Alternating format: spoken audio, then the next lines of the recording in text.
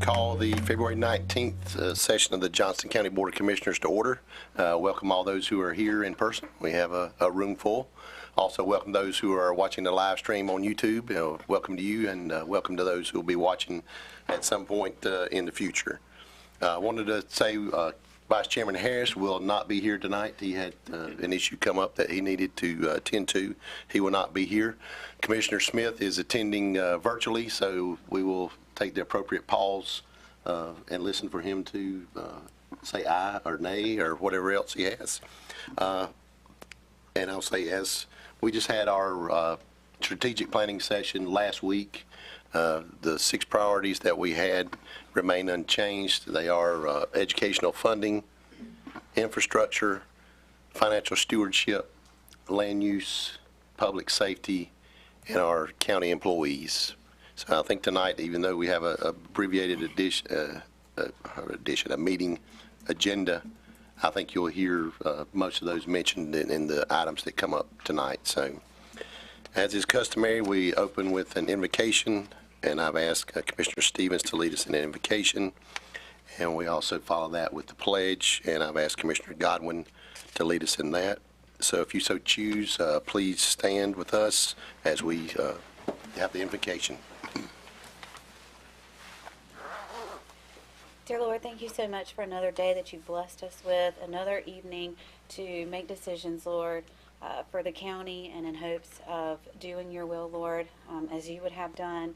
Be with everyone in this room, Lord, and what they mean to the county, and we just thank you for all that you continue to do. In your name we pray. Amen. Amen. If you would face the flag and join me. Present arms. I pledge allegiance to the flag of the United States of America and to the republic for which it stands, one nation under God, indivisible, with liberty and justice for all. 2.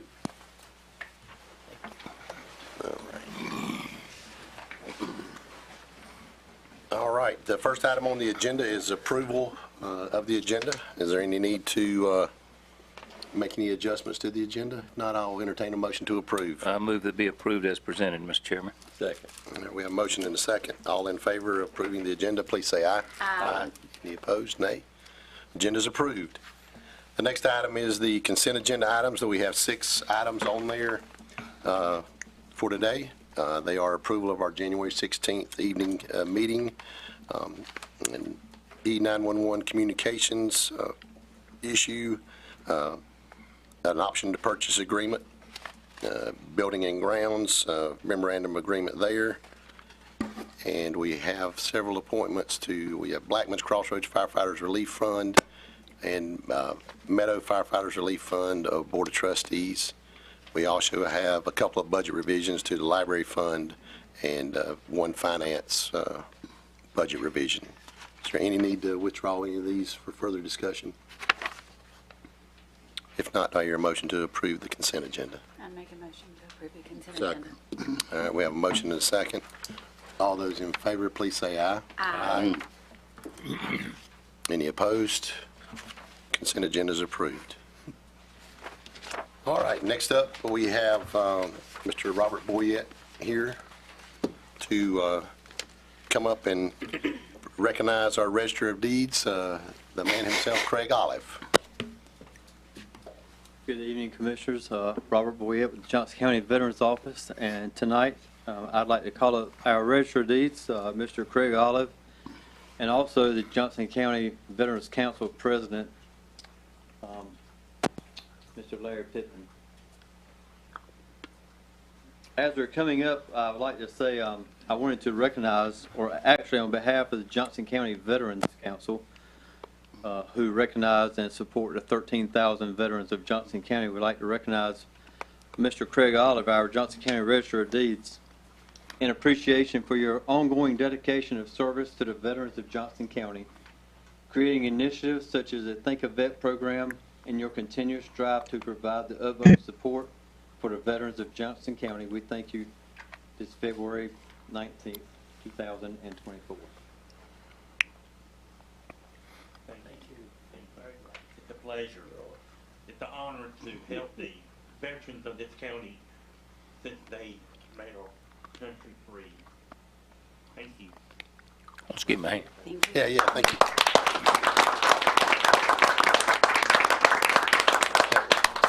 So, we usually say, would you like to have a picture made with us, Of but course. could we have our picture made with you?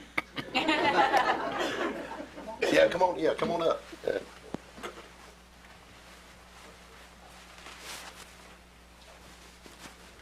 All right.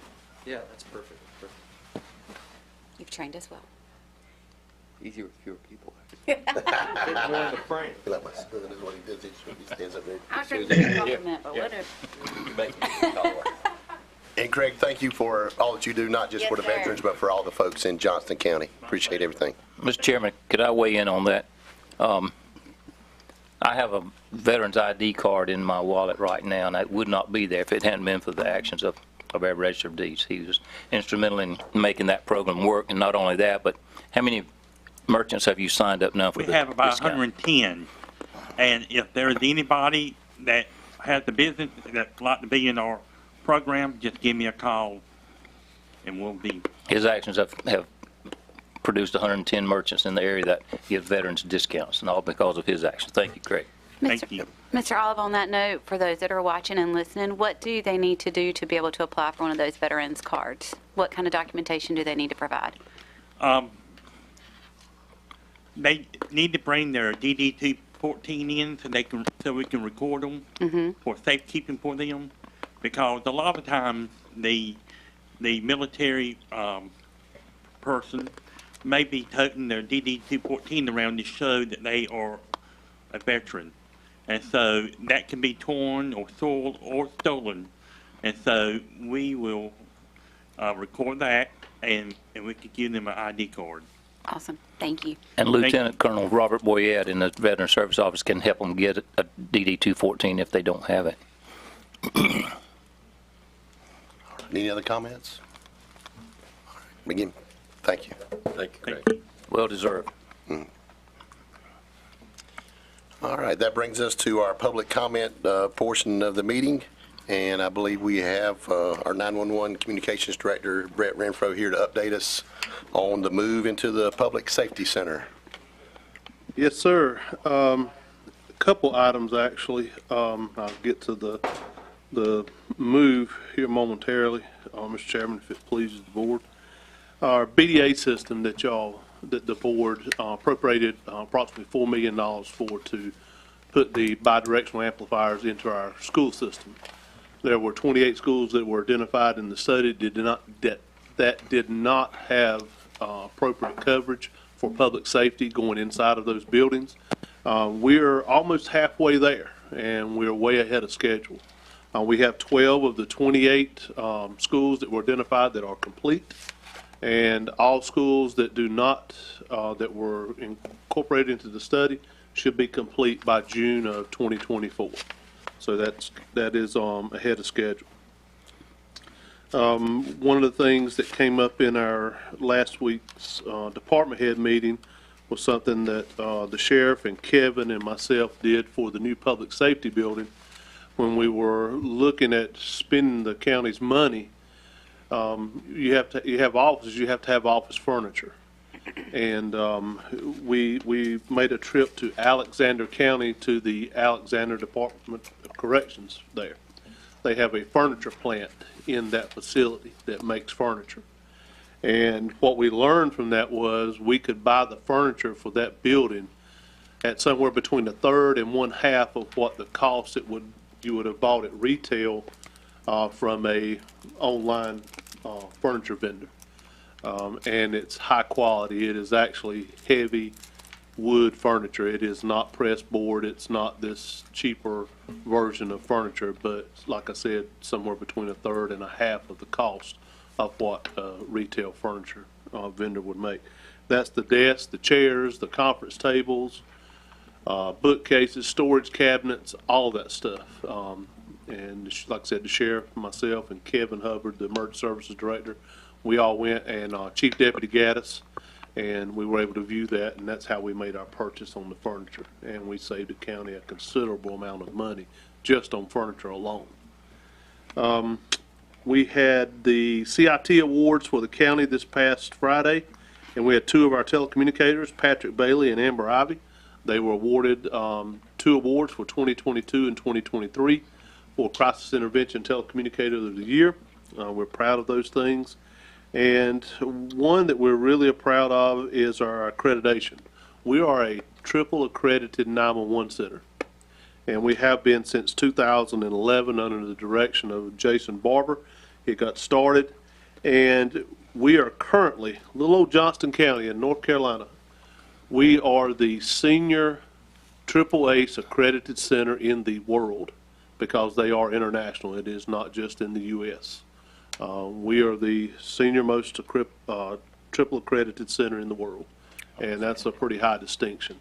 And it gives us it basically says, you know what, they're doing the job as it should be, and they are able to prove that they're doing the job as they should be. And we're providing an excellent service to our citizens. Last thing, the one you brought up, Mr. Chairman, the move to the 911 center. We were supposed to move today. That did not take place. We are at our backup center, which is in Clayton. Calls are being answered around the clock, just as it would be if we were still here located in Smithfield. We ran into a glitch with some configuration issues with our phone system. We didn't anticipate it, but we didn't anticipate the move to be perfect either. Everything is fine. We don't have any red flags. We got notification today that everything should be ready to go by Wednesday and early Thursday to start our internal testing that we would like to do prior to moving back next Monday at 6 a.m. So I'll entertain any questions or comments. Any questions? I had one question, Mr. Chairman. On those school communication enhancement, what does that involve? Is it just installing equipment, or do you have to run wiring, or what? Yes, sir. It takes all of it, Mr. Galvin. They have to do a site survey, and I did miss one thing. The fire marshal's office, Ryan and his team of fire marshals over there, and the inspections department. There's a lot of moving parts to that to get it done and done correctly, and to make sure everything works as it should and follow a standard. Any new structures will have to meet that standard as we build schools later on. So it won't be a come back and re-outfit a school. Right. But yes, they have to pull cabling. It's basically an engineered plan. You engineer a building to make sure it will stand up and do the things, the needs that it has. You have to do the exact same thing with a school system that needs a bidirectional amplification system in it. Okay. And they do all those things. It's a turnkey project. But I did want to mention that the inspections and the fire marshal's office has been a huge help for us. So, All right, any other comments? No, thank you for sharing all that good news with us, and at our next meeting, we look forward to report on we are moved in. Absolutely. We are ready to be there, sir. I'm sure you are. We anticipate it will be fine. So, thank you. Great. Thank you. All right, we will continue on with public comments. Is there anyone here wishing to speak to the board tonight on an item that is not on the agenda? All right, seeing no one move forward. I don't see Dana here to ask, but I'll ask the deputy clerk. Are there any emails? Okay, no emails for public comment. So then we'll move on to the next item, which is an item with our cooperative extension, a memorandum of agreement, and we have our cooperative extension director, Bryant Spivey, here to tell us about this. Good evening. It's a pleasure to be with the Board of Commissioners this evening and discuss a updated memorandum of agreement between the Board of County Commissioners here in Johnston County and North Carolina State University.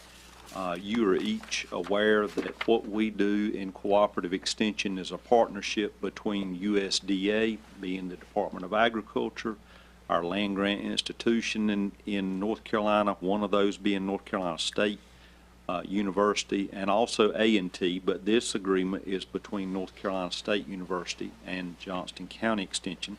We don't actually, Johnston County Board of Commissioners, we don't actually have any North Carolina A&T staff housed in Johnston County, and that's the reason this agreement appears as such. You should have the updated memorandum of agreement in front of you. This agreement is much like the last one that was signed in 2006 with very minor changes to the agreement. If you look back to that agreement and compare them, there is a summary of changes in that document, and you've got a document there that outlines those. These are basically wording updates, position changes, how we refer to positions now. And that agreement was signed in 2006.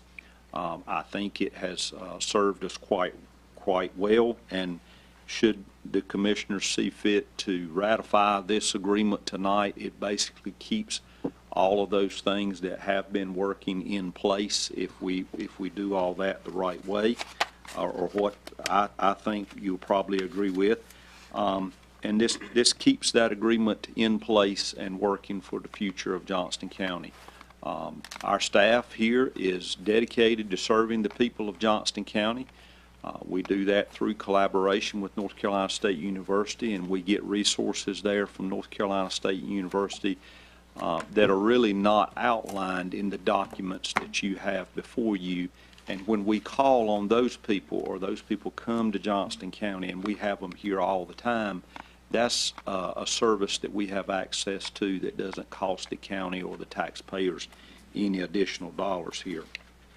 I will point out that, different counties approach this differently. There are kind of two major ways that are outlined in the document. One of those, the base document, is a locked-in agreement, and meaning the county chooses to follow the precedent that the university sets forth. Johnston County has not done this that way in the past, and so to continue with a non-lock-in agreement, we simply complete the addendum that is attached to that you all have, and that says that basically the Johnston County Commissioners can make their own decisions about how salaries move and how salaries change, and that's kind of the way we've been operating for a number of years. With that, I'll entertain any questions that you may have with the document or any concerns that you know of. Any questions? I don't think so. The part about the lock-in provision, you say we don't do the lock-in. I was going to have some questions about that, but it's not applicable.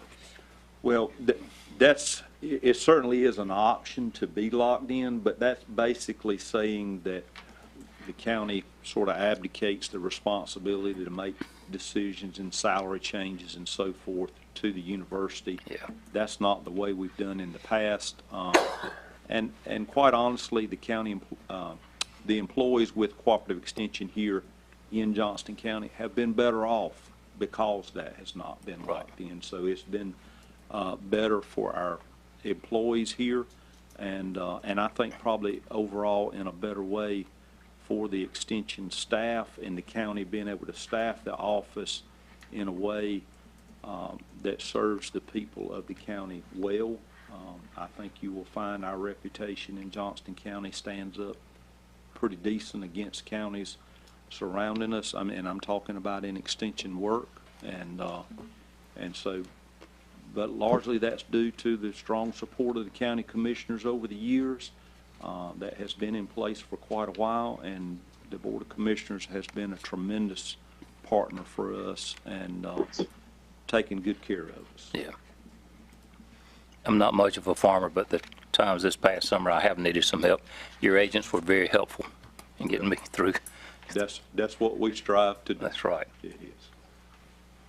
I was going to say, I am not a farmer, but as I continued in the time I've been on the board to meet your agents and talk with them and interact with them, I have been nothing but less than impressed with each and every one of them. So We've got an outstanding group of professionals. I agree with that. At the Johnston County Extension Center, and in spite of poor leadership, I would add. We'll cut you some slack. Yeah. We'll cut you some slack. Thank you very much. All right. Mr. Chairman, I move to approve the request. Second. All right, we have a motion and a second. Any other discussion? If not, all in favor of the motion to approve to renew the memorandum of agreement between the Cooperative Extension and North Carolina State University, please say aye. Aye. Any opposed, nay? I may back up and let Fred, see Fred, I forgot, I'm forgetting about Fred on there. Commissioner Smith? Yeah, I'm clearly for that. Okay. Wanted to give you that opportunity. Thank All you. right. Thank you all. Motion so is much. approved. Thank you. All right, the next item up is an approval of an option to purchase agreement. Our county attorney, Jennifer Slusher, is coming to present to us on that. Yes, you have in your packet in front of you a proposed option to purchase a piece of property that is located across from the current detention center and adjacent to the Hughes tract that you recently purchased. We have referred to this property as the Massey tract only because Ms. Massey's name is the first one listed on the tax card. But this is the Massey tract. It's approximately 86 acres, and the option fee for this is $30,000. If you choose to move forward, the option would need to be exercised by June the 30th of '24. The purchase price is $49.50 per gross acre, and we would need to close by the end of August if you decided to exercise that option. So what I would request that the board do is to approve the option agreement, allow us to do due diligence on the property to make sure that it is sufficient for the county's purposes, and if that due diligence comes back in such a way that is favorable to the county, then we would ask you to allow us to exercise that option, and then we would close on the property. But that is the request for 86 acres, 49.5 with a $30,000 option fee. All right, any questions? Yes, I'd have one, Mr. Chairman. On our records here, it says 49 per acre. The option contract, that might be a typo in the notes that you have, but in the option contract and what was negotiated was 49.5. During the times that we've negotiated with this, it was all under closed sessions because of obvious confidentialities. And during that time, I was not in favor of upping that figure. We talked about a number of 49, but I was generally overridden by the mood of the whole board. But I didn't have a chance to vote on it. And of course, it took its own life and moved forward. So at this time, I'm going to have to stay with my original intent and say I'll vote for 49, but not 49.5. All right, any other questions? Do I hear a motion? Mr. Chairman, I make a motion, we approve this. Second. All right, we have a motion and a second. All those in favor of pursuing the option to purchase agreement for the property identified by our attorney in the amount of $49,500 per acre for 86.22 acres, please say aye. Aye. Aye. Any opposed? Aye. Motion carries. Thank you. All right, next up, we have Chandra Farmer, our Utilities Director, here to present to us on the Central Johnston County Regional Wastewater Treatment Facility Preliminary Treatment Facility Improvements Project. You always Good win the job. award for the longest agenda title. That Gotta be never descriptive. fails, yeah. Now, to be descriptive, this project is one that's been on our capital improvements plan for quite some time. We have bid the project. We had 2 bids on that on February 1st, 2024. That was after a re-advertisement process. We did have to re-advertise because the first time we did not have 3 bids in hand. The project, it is for improvements of the preliminary treatment at our existing wastewater treatment plant. It's replacing some fine screens, adding grit removal, and several other electrical and grit removal improvements there at the facility. The low bidder was Dellinger Incorporated from Monroe, North Carolina. Their bid was $9,741,092. We are proposing funding this project from our county ARPA funding, and our 2023 state appropriations funding. So these are funds that do not require repayment, which I think is very appropriate that we do this on a improvements project that is essentially a rehabilitation project. We're not building new capacity with this project, so this is certainly appropriate for those funds. We're requesting the board's approval of awarding this to Dellinger in the amount I previously stated, approval of the capital project budget contingent upon funding agency approval, and approval of the attached resolution that the funding agency requires. I'll be happy to answer any questions. As this project moves forward, Chandra, is the contingency state appropriations funding, is that ever a slowdown for you? Does it create a bottleneck or anything? Well, this will be the first time that we've actually had the direct state appropriations funding, but it's our understanding it will be very similar to the previous funding we've had that's SRF loan related, and the staff has always been good to work Good. with there. Good. And all this work is at the central plant? Yes, the old it's at the plant? existing treatment plant. Any other questions? Good work on getting that funding. I hear a motion then. I move that would be approved, the request be approved as stated. Second. All right, all those, any other Do discussion? you need the motion to include the amount or anything? I think we're good. I mean, it's in there. Any other discussion? All those in favor of approving the item, please say aye. Aye. Many opposed, nay. Motion carries. Thank you. Thank you. Thank you, gentlemen. All right, next up, we have Chris Ellington, Chief of the Cleveland Fire Department, here to present to us an update on the Single County Fire Protection Service District. Chairman, Commissioners, thank you for allowing me again tonight to come before you one more time and talk about the fire matrix and this funding model that we put together.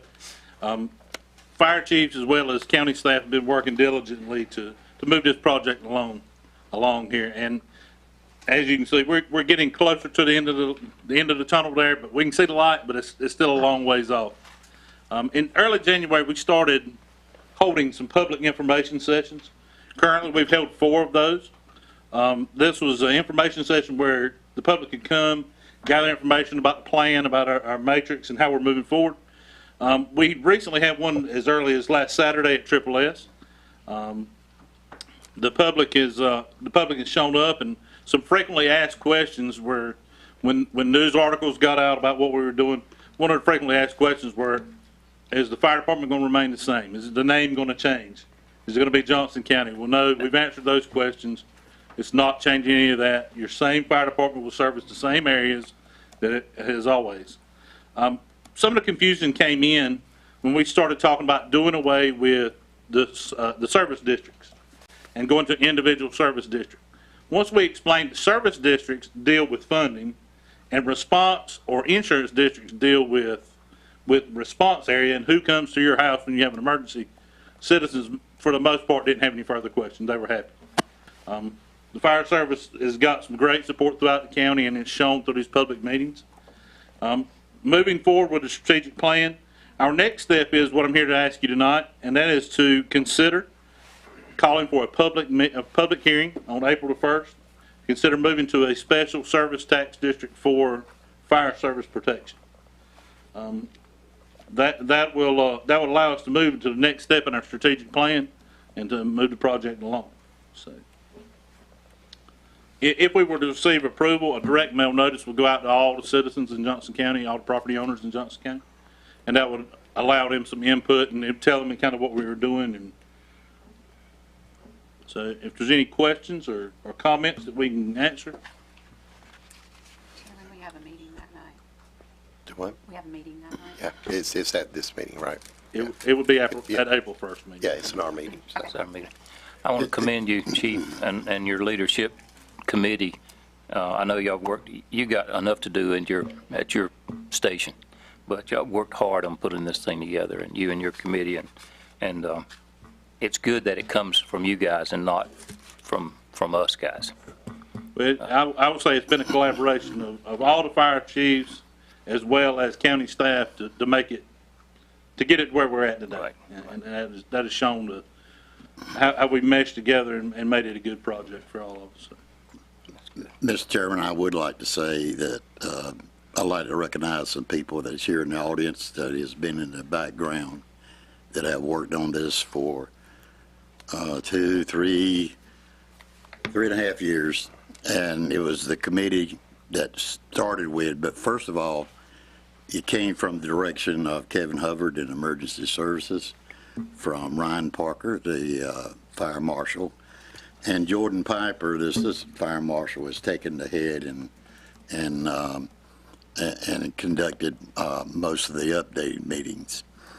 Also, I want to recognize your committee, Chief, and first of all to you and the sacrifice that you made. And I see Chief Alan Johnston here that served on it. I see Chief Johnny Dixon that served on it.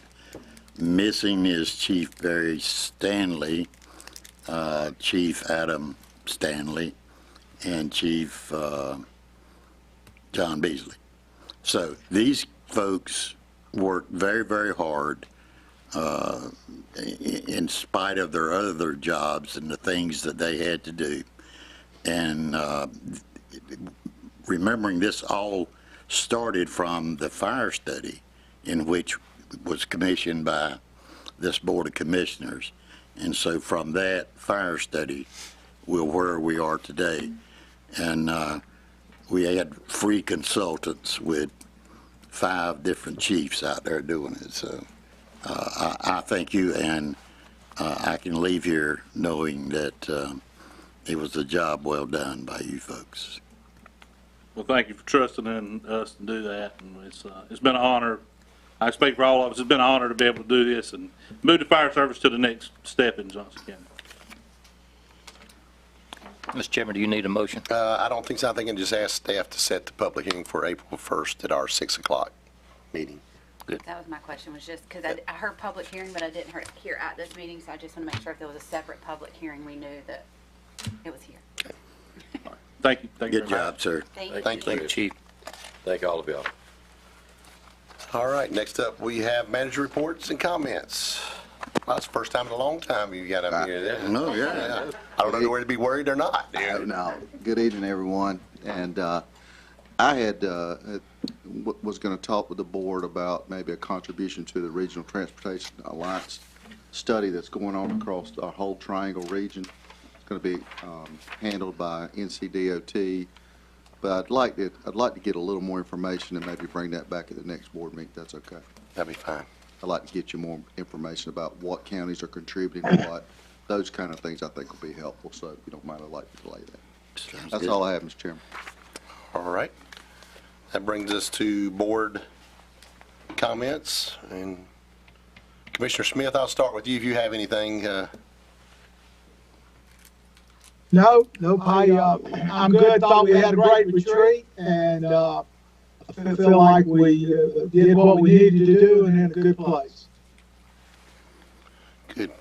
Commissioner Braswell to my left. You know, I too feel like the retreat, it's amazing when you go and you don't really think about the things you've accomplished until you hear them hashed out at a meeting like that. When we looked at what our goals were last year and where we were now, and it's amazing the things that we did get accomplished and the goals that we set for ourselves. And I think it's always good to know that we're making progress. A lot of things seems like we have a holding pattern and a holding pattern and a holding pattern, and all of a sudden the gate opens and we're out and we're gone. So I think we did good. And once again, the fire departments in this county, I think, are the unsung heroes of this county. They do a great job. If you never go by an accident, what they haven't got you safely getting through there, and make sure they got the stuff right. We got our fire chief and our fire marshal and our assistant fire marshal, very qualified, certified to do the job they do, and I'm proud of them. I'm also proud of all our other employees, from Rick right on down to the utility people to the janitors. We're just really blessed. Amen. Commissioner Godwin. You know, during the planning session, we talked about the fact that we've done a lot of planning. It's time for action now. So that's our next step. We need to make sure we're in that action mode. And to clarify my vote tonight, I'm not opposed to buying this land. I think we need this land. It's going to be part of our overall plan to create capital needs that we have for the county that are not schools. But when we talked about the price, I think staff had recommended $49 per acre, and someone else had said that rebuttal was, no, they had offered $49.5 or something. And somebody said, well, $500 is not much. But for 86 acres, we're talking about $43,000. That's all the taxes I'll pay on my house for the next 20 years. So we just need to keep those things in mind. Thank you. No, sir, no comment. Mr. Stevens? Mr. Well, I thought the you little said voice went up and down there, but yeah, it was Commissioner, yeah. Thank you. I want to echo what Fred said about the our retreat, and also I said it at the retreat, but I just wanted to say it again after spending a week with other elected officials from around the state. I learned that we really, really are blessed to have the amazing staff that we do throughout the entire county. Just from listening to some of the struggles that neighboring counties and municipalities are going through, I just wanted to reiterate that I found out we have a lot of things going right. So just wanted to give them another kudos. All right, and I would say the same thing. It's always good when we can get together and not focus on individual things and look at every tree that's in front of us and step back and look at the big picture, as we've talked about. And I think Amy brought up what was originally Kevin Leonard's original story about the Appalachian Trail, and then having to look at your feet and not being able to see the bigger picture, the gorgeous views. And I think it gives us a couple of days where we can step back with staff and, as Commissioner Braswell said, look at the things we had on our plates, the things that we've got accomplished, and the things that we've got left to do. And I think Commissioner Smith hit it on the nail on the head, is that we just got to execute. And fortunately, we do have a great staff who has shown year over year that they're capable of doing that and sticking to a plan. And we are fortunate to have those. The only other thing I had a chance yesterday to speak to 3 Boy Scout troops, Troop 57, 58, and Troop 33 yesterday. And I know there's a candidates forum on Thursday, and I wish some of those could go and ask the questions. They were not easy questions, but they were all going for their citizenship merit badge for community. Great young folks, like I said, with some really tough questions that I was going to have to phone a friend there for a minute, but had a great time and a lot of interest in what we do. Surprisingly, I think at their age I had zero clue or care about what was going to happen in local government. So to have those 10 or 12 scouts that were there and to get grilled by them was actually a fun thing. But I think I'm going to send them on Thursday night for other folks to ask some of those hard questions. Maybe they can get a better answer.